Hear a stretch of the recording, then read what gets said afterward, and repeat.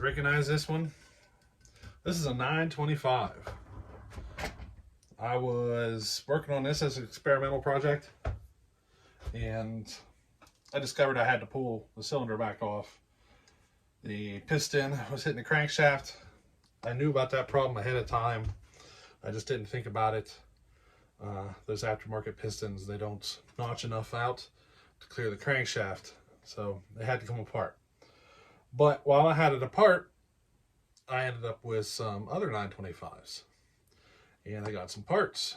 So I ended up with an OEM piston with thin rings. So that's the one I'm going to go with. Now I just checked my squish. I didn't check the squish. I forget what the squish number was with that other piston, but I'm at 200, low 200 pound compression range or something like that, and I'm really not gonna worry about the squish whenever compression's that high. You know what I mean? It's already pretty high, if you know what I mean. It's kind of rough to pull on, but I'm gonna go with that. Whatever squish I get, I get. If I remember correctly, it's low 20s. I'll check it again here after I get it put together, but I'm thinking it's in the low 20s. But I did check the numbers, and it's currently at 106 on the exhaust with 20 degrees of blowdown, and I am going to be making some changes there. But I was going to do this as an experimental project and do, small amounts of work over time. My phone's falling out. Still waiting for my new phone holder to show up.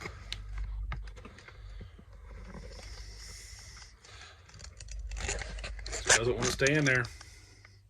She's just barely hanging on. But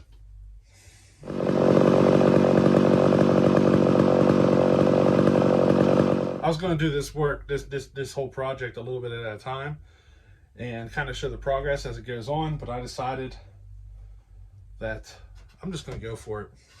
I'm going to throw everything at it and see what happens. You know what I mean? See if it fails. See if it can handle what I'm going to do. Now I'm going to be doing a little mix of everything. I'm going to be throwing GB weld at it. Going to do some upper transfer work.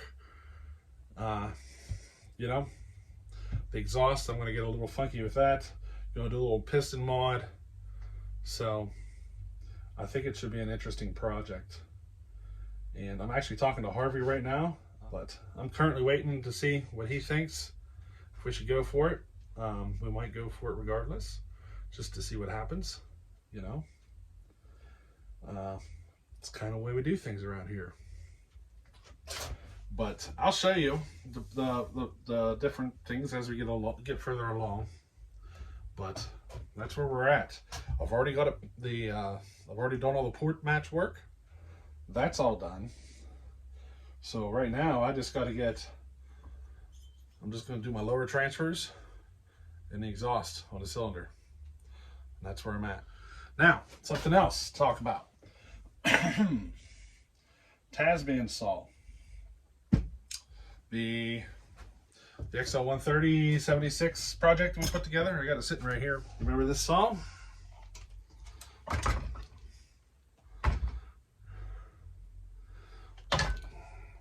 She runs pretty good, don't you think? Now, I've been thinking about something. I got his number, but we have not discussed it yet. I'm thinking about shipping that saw off to Dyno Joe, and then having Dyno Joe ship it off to TazMan after he's done with it. I'm thinking about doing it. I just have to pay for the shipping twice and pay for whatever fees he has, but I'm thinking about doing it. See what the numbers are, you know what I mean? That saw's got a lot of torque to it, especially for 58 cc's. And I'm really curious to know what the actual numbers are. And I think a lot of you out there would love to see what the actual numbers are that saw's pulling. You know what I mean? So what you think? Should we send it to Dyno Joe first? I'm thinking we should. Now, I'm not going to send it right away. I'm still not 100% convinced those rings are completely seated yet. And I'm thinking about paying a visit to another person out there in chainsaw land. And that person might enjoy seeing that saw in person. So, you know what I mean? So I may not ship it right away. Plus, it'll give me a chance to run it for a while, make sure it's going to be, you know, a reliable saw. I don't want to ship it out until I'm certain that it's going to, you know, it's not going to have any little breakdowns along the way. I don't want to send something that's not going to be reliable, but I'll be honest, the whole build on that saw is experimental. I don't know if it's going to hold up. The only way to find out is to get it to TazMan and let them use it. So it is possible it is possible that it has a failure down the road. Just we don't know. The only way to find out is to do it and see what happens. You know what I mean? Now, the Homelite that I already sent TazMan, it's actually having problems. That's one of the reasons I'm trying to get this all done and out to him. See, the one that I'd already sent him is having a bearing failure. Kind of expected. I never put new bearings in that saw, so I'm not surprised. It was kind of a saw that I've spent time on, like, learning the porting. And, you know, I went through several cylinders on that saw, learning different things and so forth. And after it was done, I sent it to TazMan to run. But, you know, I never put bearings or anything into it because it was just something I was learning on. So now I'm a little further into my porting and so forth. We're putting one together for TazMan to run that's kind of, you know, it runs where my current abilities are sitting, if you know what I mean. Because the one I sent him before, I can build better than that. It's just a question of whether or not this saw can handle what I put into it. So that's kind of where we're at right now. I want to send that saw off to Dyno Joe and kind of get the numbers on it and get it into TazMan's hands. I'm waiting on parts for Andrew's saw, and the pulling, I'm going to run it a little bit longer just because I want to make sure it's going to be reliable too, you know, before I get it shipped out. But that's where we're at. Seems like we're finishing up some projects, aren't we? We got Simple Man saw finishing up. TazMan saw's finishing up. We're waiting on, you know, we're getting close with the Andrew saw. So that's why I went ahead and moved into this 925 project. Now, we are going to build another one of those 130s for Andrew. It'll be coming up here soon. And then we got another saw that I have not spoke about yet that's coming up. And this is for a channel out there that just about all of you probably already know who that person is. He's been supporting my channel since the beginning. I think he subbed when I was down, I don't know, 40 subscribers or so. He found me and subscribed, and we've been talking ever since. But he's a Mac fan. He loves his McCullochs. And he's actually a fan of one particular type of McCullochs. Let me show you the saw. You're all going to recognize this saw.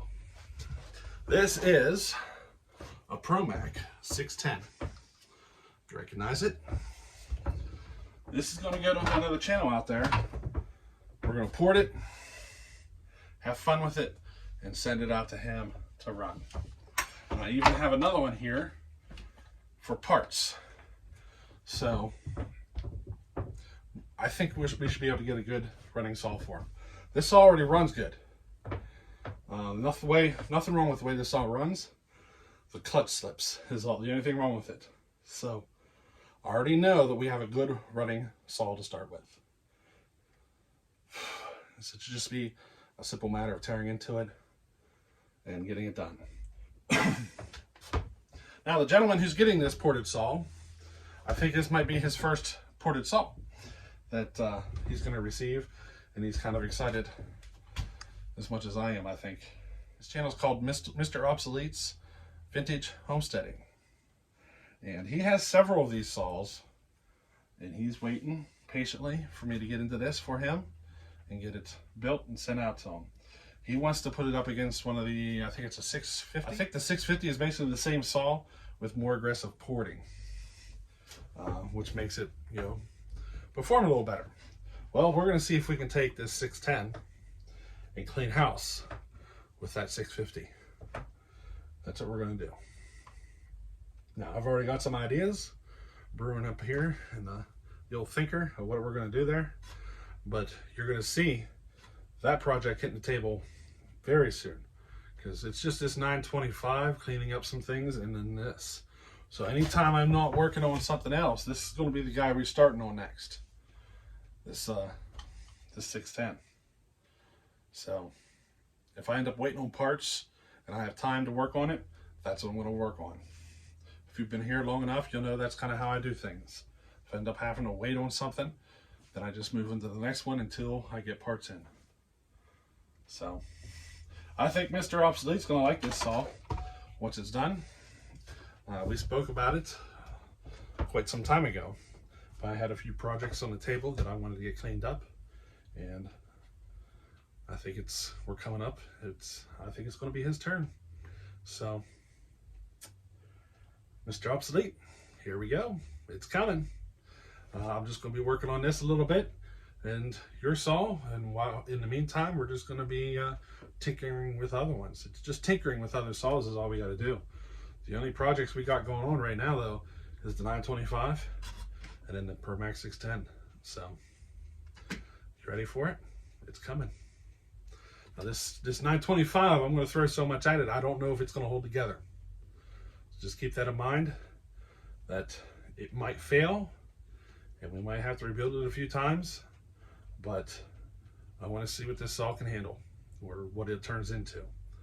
You know, I want to see what kind of monster we can build out of it, and it should be quite fun. So, hey, we'll catch you on the next one. Alrighty, later.